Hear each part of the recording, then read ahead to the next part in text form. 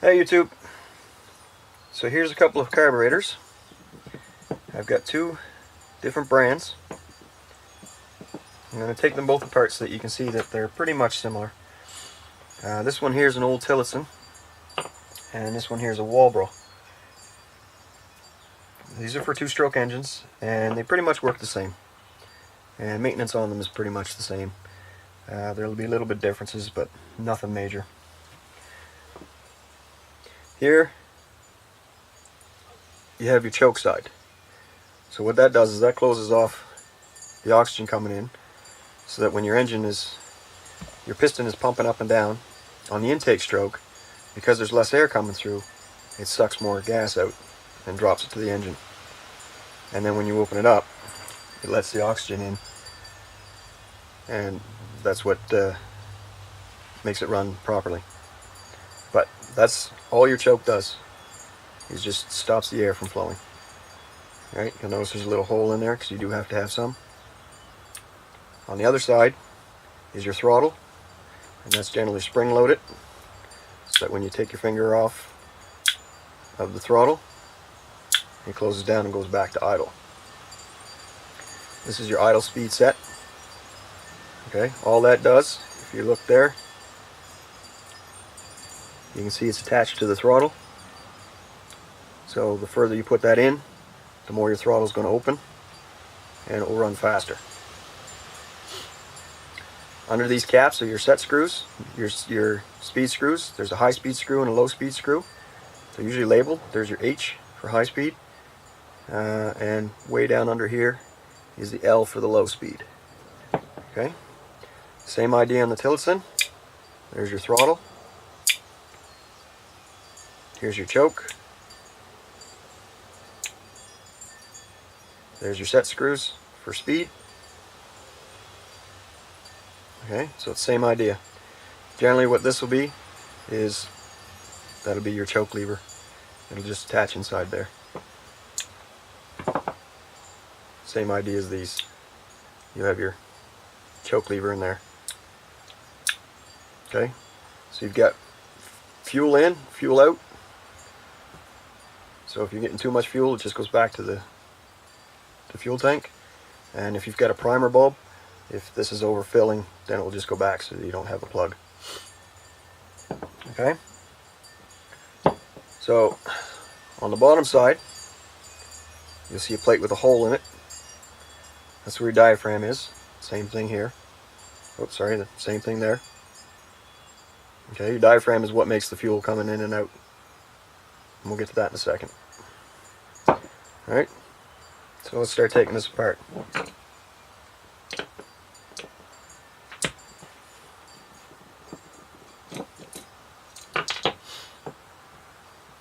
There's all kinds of different brands of carburetors out there, but for the most part you'll run into the same thing. So there's a filter in there. If you're going to change the carb kit on that, change that filter out as well. You just put a screwdriver in there, pop that out. When you go to put it back in, get a drill bit that's roughly the same size and put it in nice and flat. These are valves. You can see here that they have flaps on them. Okay. Notice how slow these flaps are going back into place. These things should be very pliable. Okay, this carburetor I already know needs work, but these should be very pliable, very floppy, and these ones are moving very slow. Okay, so that tells you right there you need a carb kit. All these ports are where the fuel's running through. Make sure you clean them. You can use a carb cleaner. You can use air, but be careful with that, because some carburetors will have little pieces in there, and if you blast air in them, then you're gonna lose a piece and it's not gonna work. I have somewhere some parts. Didn't think of this before the video. Here we go.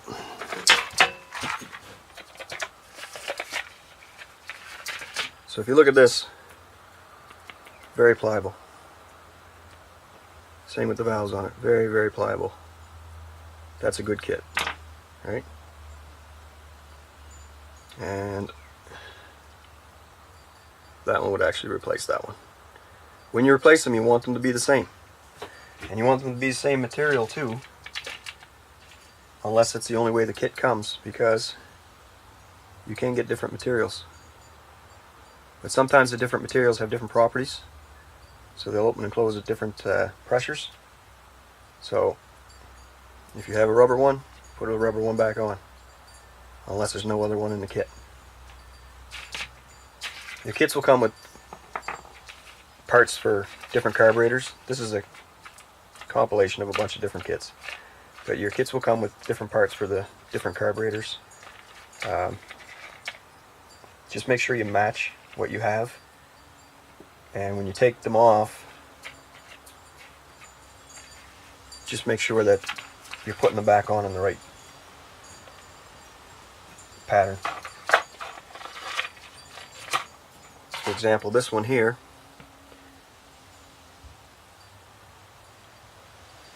underneath is a gasket. Okay?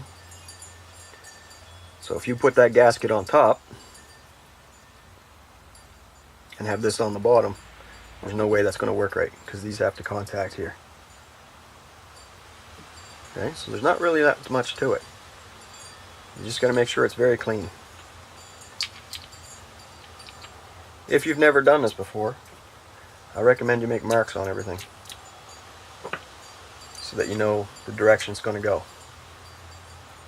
Once you get the hang of it, you'll understand, you know, this has to go for the throttle, right? If we go to the other side, diaphragm side,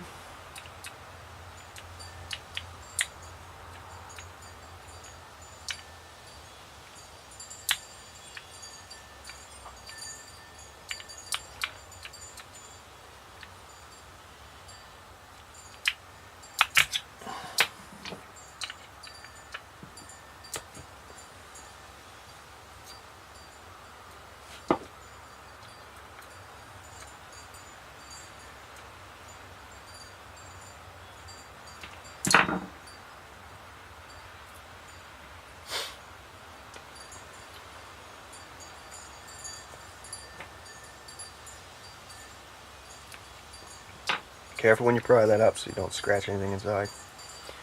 There's dirt on there, so that could affect how this thing works.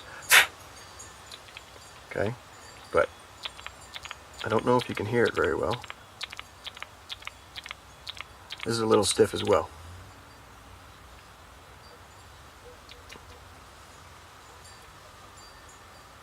So this is a diaphragm and a gasket. Gasket goes on first, diaphragm goes on top, and this is your plunger. So what happens is when the piston's drawn back for intake, it'll pull this down and open up your needle valve. And then when it stops, there's a spring inside, I'll show you in a second, that'll push that back up. And that's all that does, is open and close, open and close. And if that's stiff, it's not going to happen and you're not going to get your gas flow.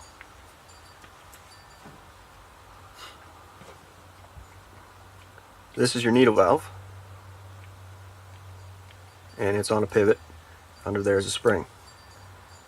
This cap here is for some of your ports, which you'll see in here momentarily. Some people will take that off and replace that. If you clean the ports here and you haven't had too much junk in it, or it hasn't been sitting out in the yard forever, then you shouldn't have to take that off. If you clean it all up and try and get it going, and you know it's not spark and you know it's not compression, then you might have to take these out and get any gunk that's inside. But I've done hundreds of these, and I may have only had to do 2. They're also in your kits.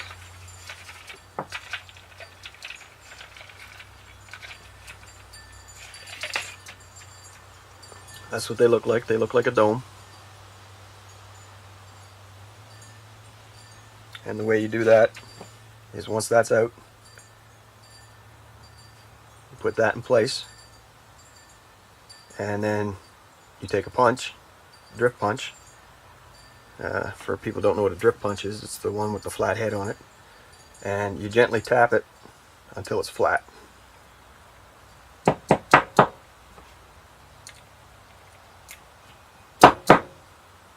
Flat like this one.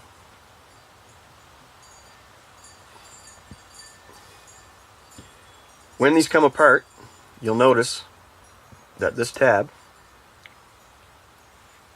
is flush with the base here. Okay? Some of them will have a raised section along here. Before you take this off, take a good look, because wherever this is where it needs to be. If you've got it raised and it's level with that, that's where you need it.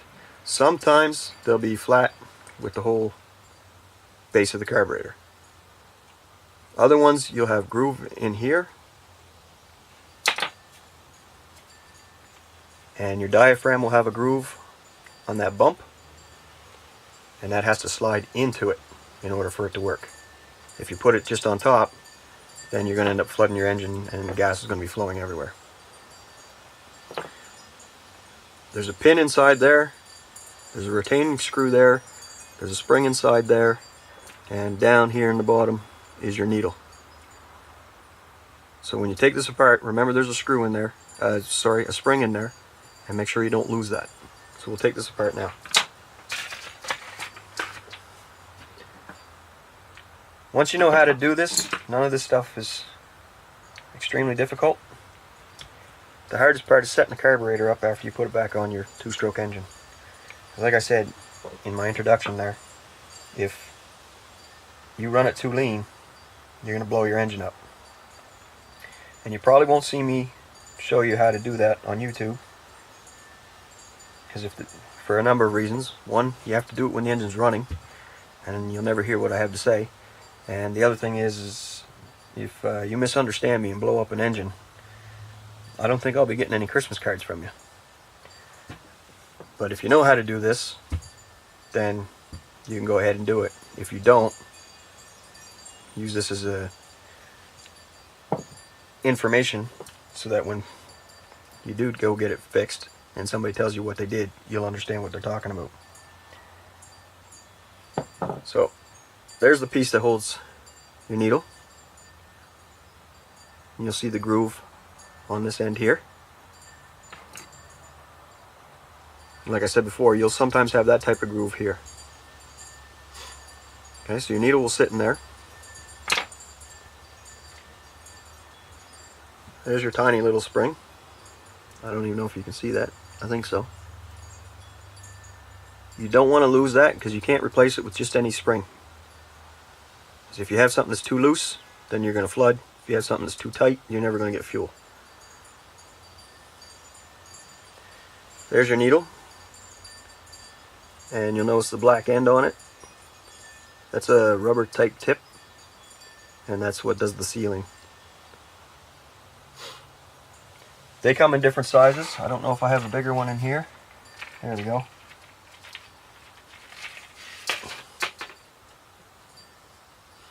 You can see the difference there. So just know what comes out of your unit.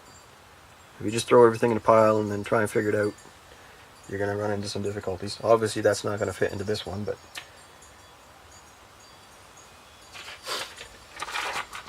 to put it back in, it gets a little bit complicated because you have to try and balance it and all that at the same time. So sometimes you can do something like that.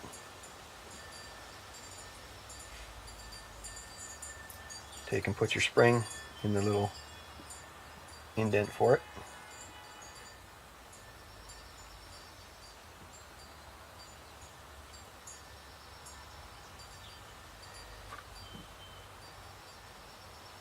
And this is where it gets tricky. So you want to try and get this in as straight as possible so that you get your needle and your spring right where you want it.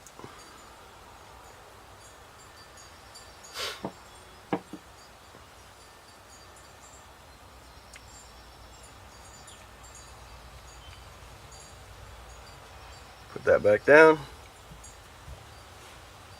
give it a couple bumps, make sure it's working, make sure it's to the level that it needs to be,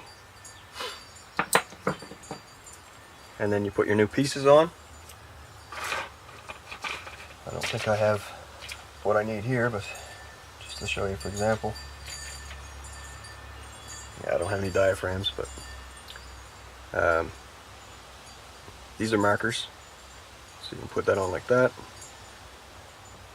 and then you would put your diaphragm on top, which obviously that's backwards. Put your diaphragm on top.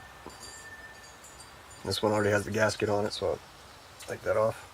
I'm not repairing this right now, I'm just using it as a demonstration.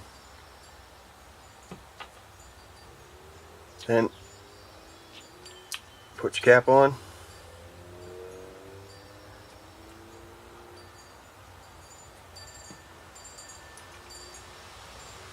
When you tighten these screws, you want them tight, but remember they're into aluminum, so just snug them up. You don't have to cinch them right down.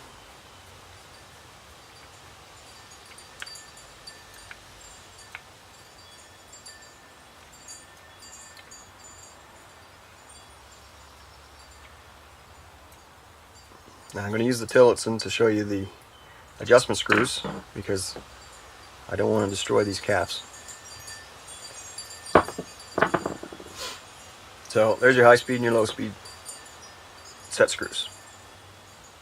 This is the high speed, this is the low speed, H, L. So they just come out. When you have this all apart, that's when you clean this. Drive some carb cleaner down into there. Clean it out.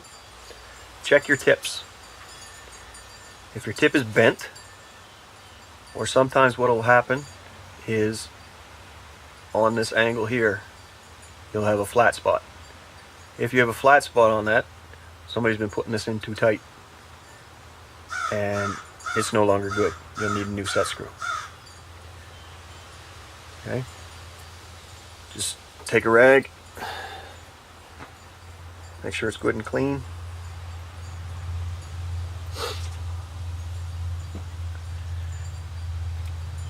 When you're setting these up for your initial setting, generally what you do is you go down all the way till it just touches.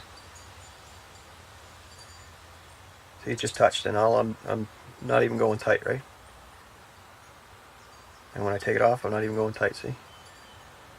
So go down until it just touches, and then back it off 1.5. Same with this one. Sometimes these will be different shapes. There, you see this one here. This one does have a flat spot on it, but you can tell by looking at it, it's designed that way. Okay, because it has very separate, distinct tapers. But if you have a regular taper and then a flat spot on it, that's when it's no good. Okay, so this one is actually good. Same thing. Apply some carb cleaner down there. Bottom it out. Back it off 1.5. And that should give you your initial setting. That should get you started. Some units, they need a little bit more. So if it doesn't work at 1.5, don't panic. Back it off to 2. And that should give you your initial setting. Sometimes what you can do is on this one here, the throttle setting, the low speed setting, is outside of the unit, right? On this one, it's inside the unit. What you can do is you can screw this in a little bit more so that it runs a little bit faster at idle. Then you start it up. You set it on the high setting first. Put it back to idle. Set your low setting. Then you check your high setting. Then you adjust your idle speed. And if you can pull the trigger and your unit goes to full speed, like almost right away, then you've got the proper setting. If you're in doubt, set it a little bit rich as opposed to lean. Rich will just plug up your exhaust, lean will blow up your unit.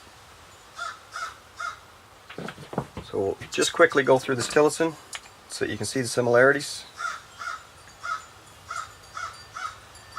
I'm not going to explain a whole lot because you've already seen it with the Walbro. There's all kinds of different carburetors out there. Walbro, Tillotson, Zama, things I've never heard of. One issue you may run into is there is a manufacturer out there that has their adjustment screws. The idea behind it was the only way that you could adjust it is with their special tool. And you can't get these special tools anymore. And what it is instead of having your slot there, they have a whole bunch of grooves along the outside. If you can't get that tool and you have one of these units and you're working on this, what you can do is you can take a piece of rubber tubing and you want it semi-rigid. Heat it up a little bit, and by a little bit I mean with a lighter. Press it on, let it cool off, and then take it off. And then when you have it set in your unit, then you can push that on and you can twist it. But you're not going to get fine tuning with that. It's going to be difficult. So here's the Tillotson, same idea. Here's your valves. Okay, that one's pretty pliable. And the unit I took this off of was old. So I'm really surprised to see that.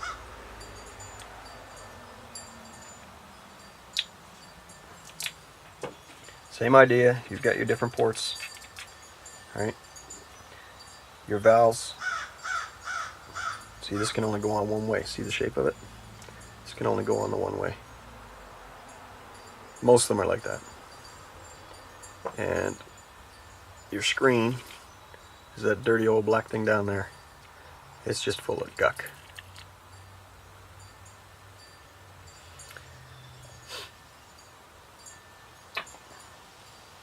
So it's basically the same thing.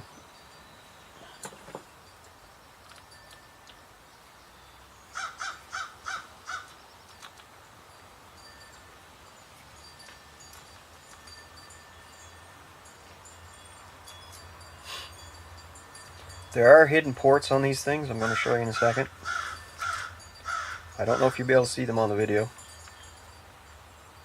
but they're breather ports and they will get plugged up. And if you don't clean them, nothing's going to work for you. This is your diaphragm side.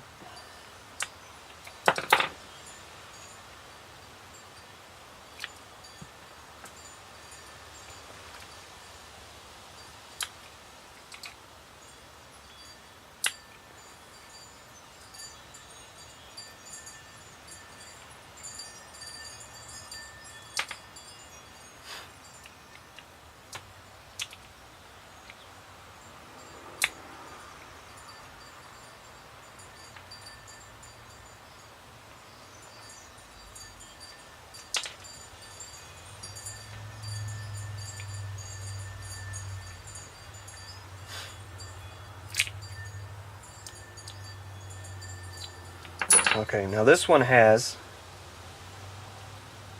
the slot that fits.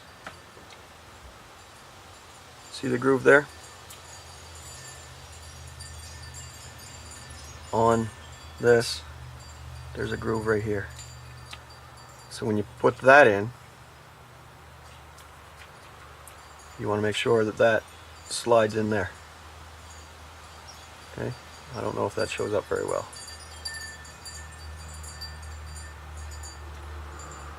That's one of those other ones that I was talking about. The same thing, set screw, Welch plugs. There's your needle. There's your pivot with the spring underneath. You want to put it back together.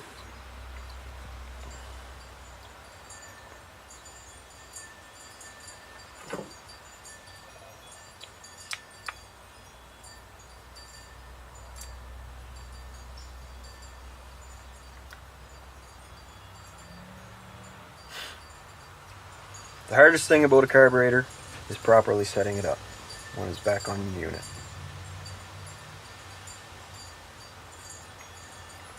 If you can get the hang of that, the rest of it's gravy.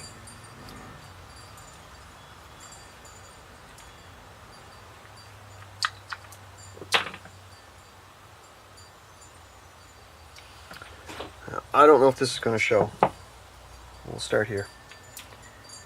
Best way to clean these ports out, if you have a friend that has a guitar, when they restring it, when they put their G string on, try and get that piece from them.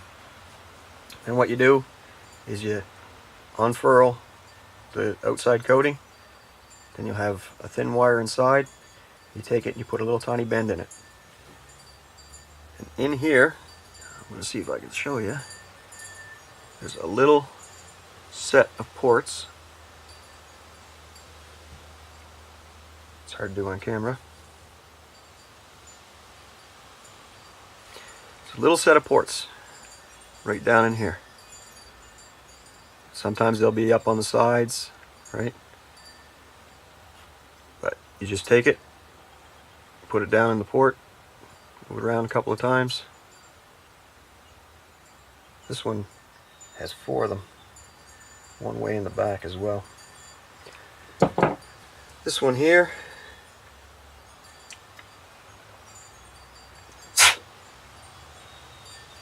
has 3 of them. These ones aren't in a straight line. They go 1, 2, and then 1 off to the side. Same idea. Just clean them up.